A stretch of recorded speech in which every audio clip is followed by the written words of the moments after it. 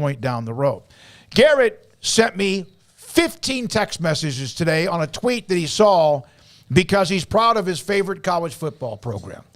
This is from the Pro Football Focus. They do a pretty good job, do a really good job in a lot of things like this. The most wide receivers drafted since 2010, which happened to be the first year that I ever started covering Baylor and in Waco. LSU at the top. There's Clemson and Ohio State, who's been in this major surge with what they have. Yeah, they're coming for it. Yeah, they're on their way. They're not a problem. Okay. LSU and then Georgia. With Georgia, I don't know why, but for some reason that kind of surprised me that they had that many. Oklahoma, we know that they've been filling the NFL draft for quite some time. USC, Baylor at 8. Baylor had a great run when Briles was here, and then even after that, they've had a nice run when it comes to wide receivers. And then including Tyquan Thornton, of course, who's having a nice first year, had a nice first year with New England. And then there's Florida and Notre Dame. Yeah, I mean, I'd be interested to see, the breakdown of that. I think LSU would probably still be at the top, but Ohio State would be right there. Bama would be right there. Like if you were talking about like impact and, you had all these different categories ranked, because Baylor's 8 wouldn't stack up very well over the long haul, because, I just saw a picture of Corey Coleman. He's playing in like the AF or USFL or whatever, and that's good for him that he's still kicking the tires, but that was a guy who you really thought was going to be a star, and it just didn't work out that way. Denzel Mims has been very, kind of just in no man's land with the Jets. But, yeah, Tyquan had a good year, and he's a guy that you hopefully can build it up. But, I wonder what that number would have been had things stayed the course. And I know that's a what-if game that a lot of people will play for forever, but they were only going to get better at recruiting and only going to bring in more Corey Coleman's and KD Cannons and guys like that. So I can give you one more that's on the Ravens right now, Devin Duvernay. Devin Duvernay would have been a Bear. Sure would have. And, I'm sure there's others as well. So, yeah, I mean, that's still a pretty salty number, though, given that, it definitely got interrupted there. But, yeah, I mean, Ohio State, LSU, Alabama, they've been churning them out, and that's a great competition. Oklahoma obviously had a great run as well. They'll add, some more this year, at least one with Marvin Mims and wherever he goes. But, yeah, that's a cool list to look at. All right, go back up to that list, Garrett. Hold on, Paul. Go back to that list. I'm still blown away by this one. Georgia, 11 players drafted since 2010. That doesn't mean that you have to have been an All-American.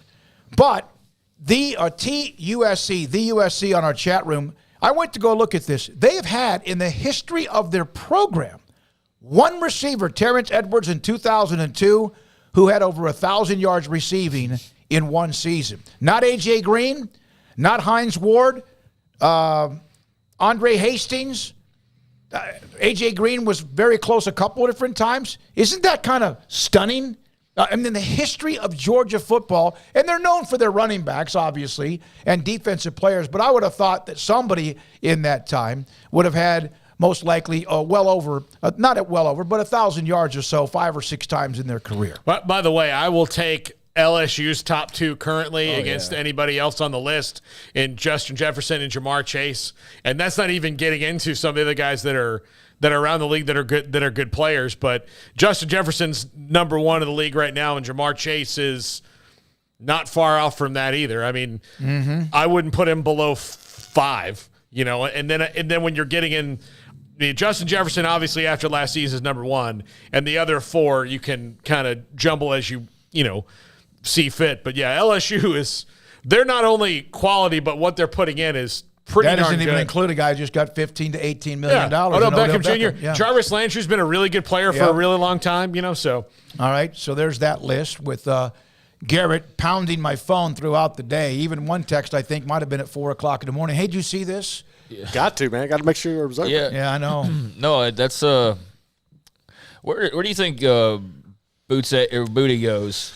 Man, that's a good question. I think the way last year went, he's probably going to fall late, like fourth or fifth round. Yeah. I would be very apprehensive to take him, man. Like he was not. You got question marks. A for lot sure. of question marks. Did he leave? Or So he didn't even participate in the bowl game because of that whole incident. Yeah. So he's disappointing. They should add him, but I know Alabama and Ohio State obviously is going to get Jackson Smith and Jigba pretty high, so they're all going to keep adding to that this year, and we'll have to redo that chart. But yeah, that's impressive. That's good recruiting, and that's definitely when you're looking at like LSU and Bama and just like pound for pound, just not just the players but the stars is it's pretty impressive. The smallest you would think tradition program in that list would be Baylor. Obviously, the last 10 or 12 years, they've had more than just relevant. They've been knocking on the door, and they've had some ups and downs with 1-11 and 2-7. But since 2010, and that's when this thing started, but all the other LSU, Clemson, Ohio State, Alabama, Georgia, Oklahoma, USC, Florida, and Notre Dame. And that's kind of why it helps that Baylor has been relevant because of the wide receiver play. And some of it, of course, guys that were phenomenal in the college game that just didn't transfer. And a lot of it, I don't know if it was always true or not, but you heard about whether or not they could understand the route tree, the passing game, whatever. And some of them just weren't quite ready mentally as well. Terrence Williams, I thought, was going to turn out to be really, really good. And, of course, he eventually went south when he was playing for the Cowboys. Well, let's run through it real quick. Do you want to? Yeah, the 8. From 2010? Yeah. David Geddes. David Geddes was a pretty good player. Kendall Wright. Okay, yeah. He was a number 20 overall, had a pretty good career. He faded out as he was in there longer, Yeah. But he had a brief little a couple year stretch, you'd say probably, where he was like a star in the making type of guy. So he was pretty good, just not like super longevity for Kendall Wright. Josh Gordon, we know the what ifs there. I mean, dude's still playing. He's played in every single league that's cropped up, I think, with the exception of maybe like one or two over the last few years. He's been in every single offshoot league and even been in and out of the NFL. I mean, an incredible, gifted, phenomenal body, unbelievable player, and just could not stop from leaning into smoking marijuana. Smoking weed, yeah. Yep. Terrence Williams had a pretty nice career with the Cowboys. I think that, him and Dez were obviously running buddies, but you take Terrence's career, even though it didn't end the best way necessarily. He kind of, burned out, but still had a nice enough career. Tevin Reese, sweet feet, didn't really make a mark. Got drafted, but didn't make a mark in the NFL. Corey Coleman, obviously that's one of those, what if Jalen Hurd? It's another one of those, just never really could stay healthy, and something just wasn't right there. I don't know what he talk about just potential out of this world, but it's never clicked fully for him.